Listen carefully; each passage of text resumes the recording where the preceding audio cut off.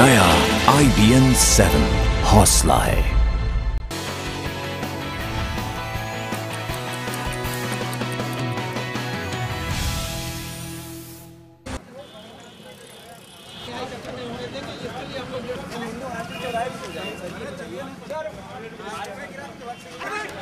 ये तस्वीरें हैं उत्तर प्रदेश के इलाहाबाद की।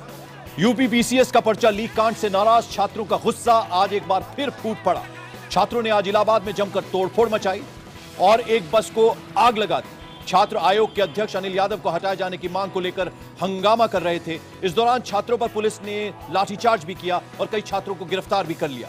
छात्रों ने पहले ही मांग नहीं माने जाने को लेकर यूपी पीसीएस दफ्तर के घेराव का ऐलान किया था। बता दें, सबसे पहले IBN 7 ने ही यूपी पीसीएस का पर्चा लीक होने की खबर आप तक पहुंचाई थी। ये तस्वीरें आप देख सकते हैं किस तरह वहां हंगामा हो रहा है। इलाहाबाद की ये तस्वीरें।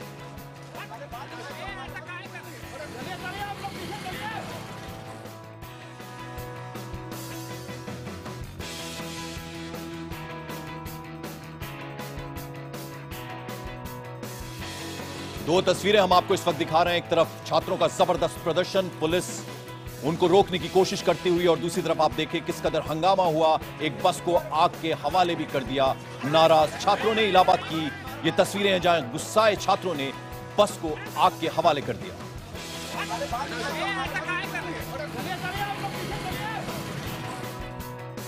नमस्कार, मैं हूं पंकज भार्गव। देश भर की दिन भर की खबरें लेकर हम एक बार फिर से हाजिर हैं। हम आपको 6 तस्वीरें दिखा रहे हैं। पहली तस्वीर, गोवा के मुख्यमंत्री ने हड़ताली नर्सों को एक अजीबोगरीब बात कहने की कोशिश की। साथ ही साथ बीजेपी नेता और मोदी सरकार में मंत्री गिरिराज सिंह ने एक बार फिर वो अपनी मर्यादा भूल गए हैं। सोनिया गांधी के गोरे रंग को लेकर उन्होंने एक विवादित बयान दे डाला।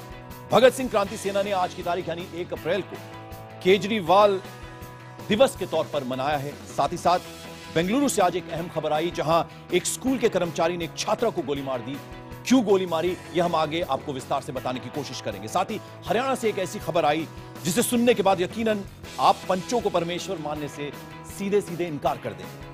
एक अच्छी खबर गाजियाबाद से आई जहां से सुरेश रैना की सगाई की खबर है। ये सारी की सारी खबरें हम आपको विस्तार से बताएंगे, लेकिन बुलेटिन की शुरुआत करते हैं। आपको बता दें कि बीजेपी और मोदी सरकार के मंत्री गिरिराज सिंह ने एक बार फिर एक विवादास्पद बयान दे दिया है। उन्होंने सोनिया गांधी के गोरे रंग को देखकर ये बयान दिया है। और आपको बता दें, हालांकि इसके बाद उन्होंने जब बवाल मच गया इस खबर को लेकर तो उस पर अपनी सफाई दी है। साथ ही साथ उनको अरुण जेटली ने भी बुलाया, बाकायदा उनसे बात की और उन्होंने कहा कि आगे से सोच समझकर आप कोई भी बयान। मोदी के मंत्री गिरिराज सिंह की जुबान एक बार फिर फिसल गई। बिहार के हाजीपुर में बोलते बोलते वो कांग्रेस अध्यक्ष सोनिया गांधी के खिलाफ आपत्तिजनक टिप्पणी कर गए। उन्होंने कहा कि अपने गोरे रंग के कारण सोनिया गांधी कांग्रेस की अध्यक्ष बनी है। अगर राजीव गांधी कोई नाइजीरियन लेडीज से ब्याह किए होते, गोरी चमड़ा ना होता तो क्या कांग्रेस पार्टी उसको नेतृत्व स्वीकारती क्या? बाद में अपने इस बयान पर बवाल मचता देख उन्होंने सफाई दी कि उन्होंने ये टिप्पणी अनौपचारिक बातचीत में कही थी, लेकिन उनकी इस सफाई पर कोई ध्यान नहीं दे रहा है। चाहे सोनिया जी हो, चाहे राहुल जी हो या अन्य कोई, किसी को भी अगर मेरी बातों से दिल दुखा है, चोट पहुंचा है, तो मैं इसके लिए खेद प्रकट करता हूं। उधर कांग्रेस ने गिरिराज को मंत्री पद से बर्खास्त करने की मांग की है। आपको बता दें कि महिलाओं को उनकी चमड़ी के रंग से देखने की मानसिकता यहीं खत्म नहीं होती। हमारे देश में और भी बहुत सारे ऐसे नेता हैं जो महिलाओं के रंग को लेकर अक्सर बयान देते रहते हैं। और ऐसे ही एक नेता हैं गोवा के मुख्यमंत्री लक्ष्मीकांत पार्सेकर। उन्होंने हड़ताली नर्सों को क्या कहा, ये आप सुनिए। गोवा के मुख्यमंत्री महिलाओं के बारे में ऐसी सोच रखते हैं कि आधी आबादी उनकी सोच पर अफसोस जता रही है। आरोप है कि हड़ताली नर्सें जब मुख्यमंत्री लक्ष्मीकांत पार्सेकर से मिलने आई तो उन्होंने ऐसी सलाह दी जिसे सुनकर उनकी सोच पर तरस ही खाया जा सकता है। आरोप के मुताबिक पार्सेकर ने नर्सों से कहा कि अगर वो हड़ताल करने धूप में बैठेंगी तो उनका रंग काला हो जाएगा, जिससे उन्हें शादी में दिक्कतें आ सकती हैं। बता दें कि गोवा में एक निजी कंपनी की तरफ से चलाई जा रही 108 एम्बुलेंस सेना से जुड़े कर्मचारी पिछले कुछ दिन से भूख हड़ताल पर बैठे हैं। तो मेरा तो सलाह है इन लोगों को कि ये थोड़ा 21वीं सदी में पधारें और थोड़ा सा महिलाओं को रंग से जोड़ करके देखना छोड़ दें। ये इतना घटिया बयान है और इस बयान में जो औरतें काम करती हैं, वर्किंग वुमेन के संबंध में इतना उन्होंने कंटेम्प्ट दिखाया। और आपको बता दें, महिलाओं को लेकर ऐसी सोच रखने वालों की कमी नहीं है। समाजवादी पार्टी के विधायक शिवचरण प्रजापति ने भी कुछ ऐसा ही बयान दिया। उन्होंने कहा कि बलात्कारों के लिए सरकार जिम्मेदार नहीं होती, बल्कि महिलाएं खुद इसके लिए जिम्मेदार होती। आज कितना दुष्कर्म हो रहा है, पूरे समाज में हाहाकार मचा है, प्रेस मीडिया में तो कोई सरकार है ठीक नहीं कर सकता, कोई सरकार नहीं ठीक कर सकती है जब तक समाज ठीक नहीं होगा। और उसमें कोई कहे कि महिलाओं का दोष कम है तो महिलाओं का दोष कम नहीं, महिलाओं का दोष ज्यादा है। मैं कहना नहीं चाहता हूँ, मैं निवेदन करना चाहता हूँ, अगर गलती कर जाऊँ तो माफ करना। और आपको बता दें कि एक तरफ रेप जैसे मामलों को लेकर फांसी की सजा की मांग की जाती है, लेकिन यमुनानगर की एक पंचायत ने अजीबोगरीब फरमान सुनाया। वहां सिर्फ रेप के एक आरोपी को 5 जूते मारकर पंचायत ने छोड़ दिया। कम से कम ऐसे पंच को तो परमेश्वर नहीं कह सकते जो बलात्कार जैसे जघन्य अपराध की सजा सिर्फ 5 जूते मंजूर करे। भगवानपुर गांव में एक दलित लड़की के साथ बलात्कार के मामले में 28 मार्च को जब पंचायत बैठी तो सरपंच ने आरोपी को 5 जूते मारने की सजा सुनाई। सरपंच का तर्क था कि लड़के के भविष्य को देखते हुए ये फैसला लिया गया। पंचायत के फैसले के मुताबिक सजा के तौर पर आरोपी लड़के को 5 जूते मारे गए और मामले का निपटारा कर दिया गया। खबर मीडिया में आने के बाद गाँव के सरपंच ने इसे लड़ाई झगड़े का मामला बताकर किनारा कर लिया। उधर हरियाणा के पूर्व सीएम भूपेंद्र सिंह हुड्डा ने प्रदेश की कानून व्यवस्था पर सवाल उठाए हैं। कानून व्यवस्था जो है काम है पुलिस का रखना, लेकिन अब पीछे कुछ समय से आपने देखा पुलिस ने कानून व्यवस्था की तरफ से ध्यान छोड़ दिया, वो तो थानों में खाद बंटवाने में लग गई लोगों। और अब अगली खबर बेंगलुरु से है। यहाँ एक स्कूल के ऑफिस असिस्टेंट ने इसी स्कूल में पढ़ने वाली 2 लड़कियों को गोली मार दिया। हालांकि पुलिस ने इस ऑफिस असिस्टेंट को गिरफ्तार कर लिया है। गोली लगते ही 17 साल की छात्रा की मौके पर ही मौत हो गई। आरोप है कि मंगलवार शाम को स्कूल के ऑफिस असिस्टेंट ने दोनों लड़कियों पर गोली चला दी। घायल छात्रा के मुताबिक रात 11 बजे के करीब कर्मचारी महेश तीसरी मंजिल पर पहुंचा और दरवाजा खोलते ही उसने गोलीबारी शुरू कर दी। पुलिस के मुताबिक घटना में घायल हुई लड़की की हालत खतरे से बाहर है। पुलिस ने इस मामले में केस दर्ज कर लिया है। पुलिस को शक है कि शादी का ऑफर ठुकराने पर कर्मचारी ने गोली मार दी। स्कूल प्रशासन के मुताबिक महेश पिछले 2 सालों से स्कूल में काम कर रहा था। उधर वारदात के विरोध में दलित संघर्ष समिति ने प्रदर्शन कर विरोध जताया। The government very recently gave directions through police and everything that they'll have to provide proper security to the students and all those things. But still it's not happening. Many schools, they are not following the directions of the government, even police also. So this is one of the example. और अब अगली खबर उत्तर प्रदेश के मुरादाबाद से है। यहाँ एक युवक ने एक महिला को गोली मारकर फिर खुद को भी गोली मार ली। घायल अवस्था में महिला को अस्पताल में भर्ती कराया गया है। आपको बता दें, पुलिस का ये कहना है कि ये इस मामले के पीछे प्रेम प्रसंग भी हो सकता है। मुरादाबाद के ठाकुर द्वारा इलाके में एक शिक्षक ने एक महिला को सरेआम गोली मार दी और फिर उसी हथियार से खुदकुशी कर ली। खबरों के मुताबिक आरोपी ने महिला को बातचीत के बहाने गांव से दूर सड़क किनारे बुलाया, जहां दोनों के बीच कुछ झगड़ा हुआ और फिर आरोपी ने तमंचे से उस महिला को गोली मार दी। गोलियों की आवाज सुनकर जब तक गाँव वाले और पुलिस वहाँ पहुँचती तब तक हमलावर की जान जा चुकी थी, जबकि वो महिला तड़प रही थी। मेरी बहन और एक लड़की और आ रही थी, दोनों एक साथ आ रही थी। पता लग उसने एकदम गोली मार दी। उस लौंडे ने जोन सी दो आ रही थी, उनने कहा ना क्यों उसके आगे कह रहा तू भी हट जाना तो तेरे भी गोली मार देंगे। पुलिस ने आरोपी तेज सिंह के शव को कब्जे में लेकर पोस्टमार्टम के लिए भेज दिया है। तेज सिंह के परिजन पूरे मामले पर चुप्पी साधे हुए हैं। पुलिस अफसरों का कहना है कि पूरे मामले की जांच की जा रही है।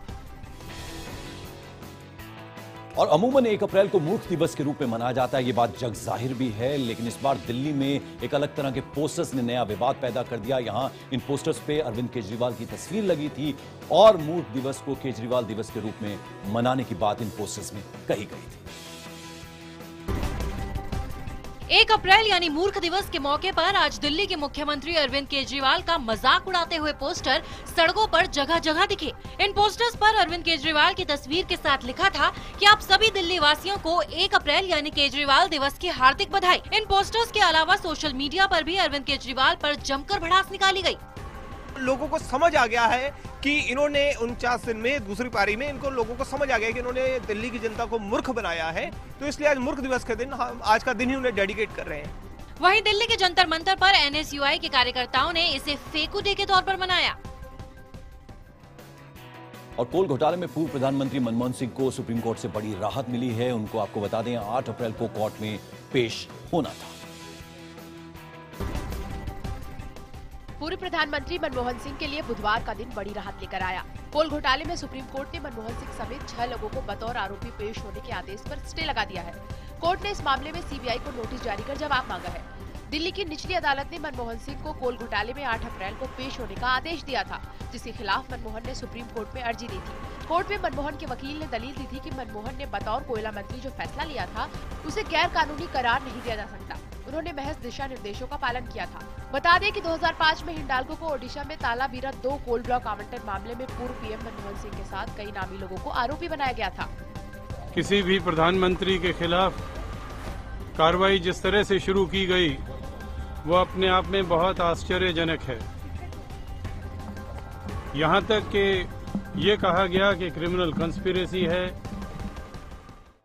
और अगली खबर महाराष्ट्र के नागपुर से है। यहाँ आईनेक्स सिनेमा हॉल है, वहां पर दिन दहाड़े गैंग वॉर देखने में सामने आया। 2 गैंग जो हैं आपस में भिड़ गए। हालांकि 10 राउंड गोलियां भी चली, लेकिन किसी के घायल होने की खबर नहीं है।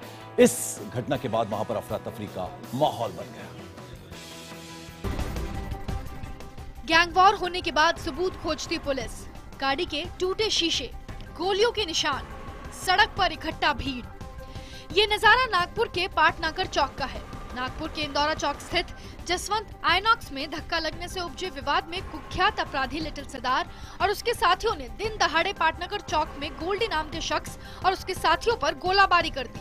चश्मदीदों के मुताबिक गैंग वॉर के दौरान 10 राउंड फायरिंग की गई, जिससे इलाके में अफरा तफरी मच गई। हालांकि इस हमले में गोल्डी और उसके साथी बाल बाल बच गए। पुलिस के मुताबिक ये गैंग वॉर पुरानी रंजिश और वर्चस्व की लड़ाई की वजह से हुआ। सूत्रों के मुताबिक इस गैंग वॉर की वजह क्रिकेट मैच में लगे सट्टे के पैसे भी हो सकते हैं। तो यहाँ बुलेटिन में वक्त एक छोटे से ब्रेक का है, फौरन हासिल हो।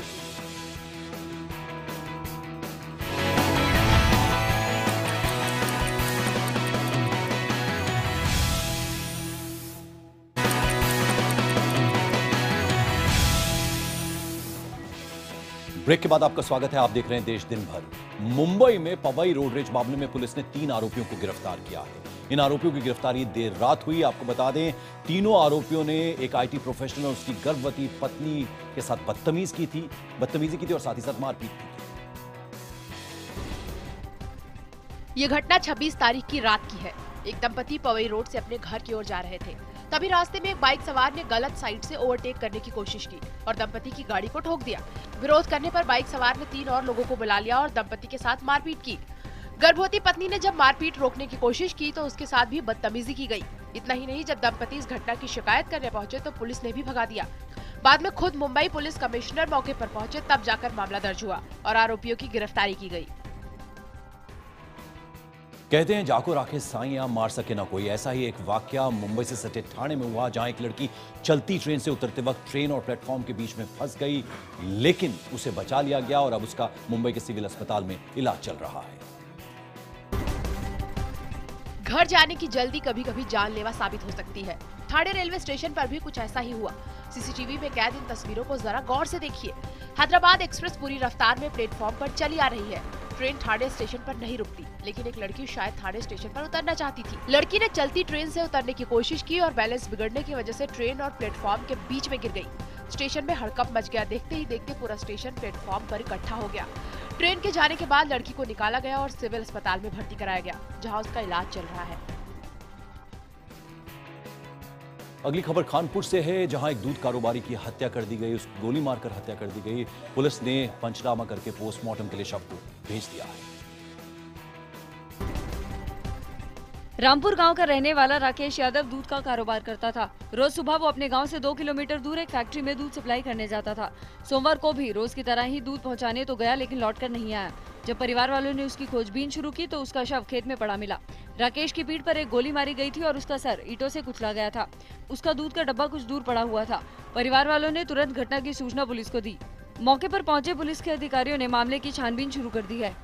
सुबह इनकी डेड बॉडी मिली है और उस पर ईंट भी पड़ी हुई है, जिससे सिर कुचलाया दिखाई पड़ रहा है। बाकी छानबीन की जा रही है, जो भी होगा उसकी वैधानिक कार्रवाई कराई। और अगली खबर भी मध्य प्रदेश से है। यहाँ एक छोटी सी बच्ची ने 3 महीने से जिसके स्कूल की बिजली कटी हुई थी, उसका बिल अपनी गुल्लक के पैसों से चुकाया।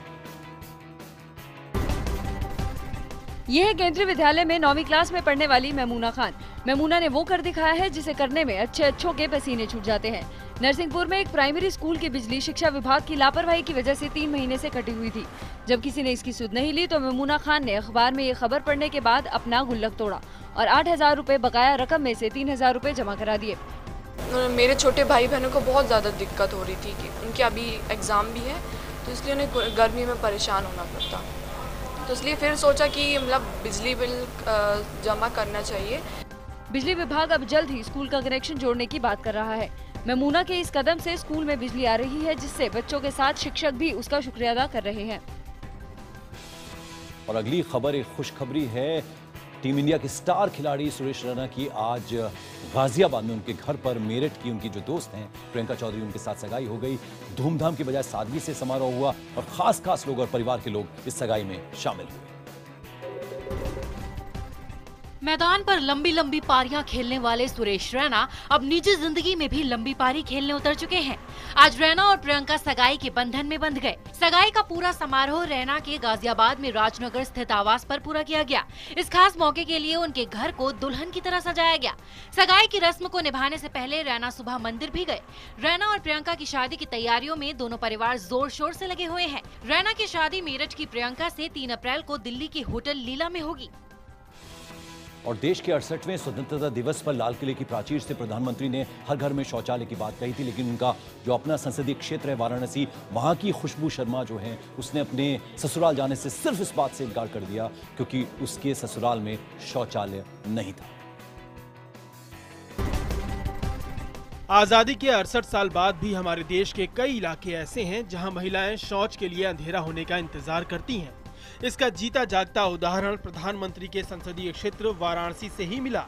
खुशबू शर्मा जब शादी के लिए काशी भेलूपुर आई तो उसे यहाँ शौचालय नहीं मिला। ससुराल वालों ने 6 महीने में टॉयलेट बनवाने का वादा भी किया, लेकिन 6 महीने गुजर गए और इस ओर कोई कदम नहीं उठाया गया। जिसके बाद खुशबू शर्मा अपने मायके आ गई और खुशबू ने फैसला लिया कि जब तक टॉयलेट नहीं बन जाता वो ससुराल नहीं आएगी। फिर उन लोग कहे कि ठीक है आज बनवा देंगे, कल बनवा देंगे। उन लोग खाली कहते रहे, लेकिन बनवाए एक दिन भी नहीं, सिर्फ वादा करते रहे। दुल्हन खुशबू के इस अनोखे कदम के बाद गांव में पंचायत हुई और उसके ससुराल वालों सहित ग्राम प्रधान ने शौचालय बनवाना शुरू कर दिया।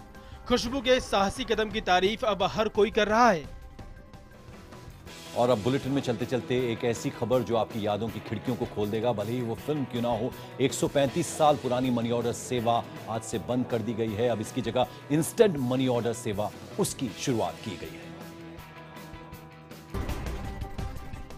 देश भर में 150 साल पुरानी मनी ऑर्डर सेवा आज से इतिहास बन गई है। 1854 में भारतीय डाक विभाग ने एक जगह से दूसरी जगह पैसे पहुंचाने के मकसद से मनी ऑर्डर सेवा की शुरुआत की थी, लेकिन बदलते दौर के मुताबिक अब डाक विभाग ने भी अपनी सेवाओं को आधुनिक बना डाला है। डाक विभाग ने मनी ऑर्डर की जगह ई मनी ऑर्डर की सुविधा शुरू कर दी है।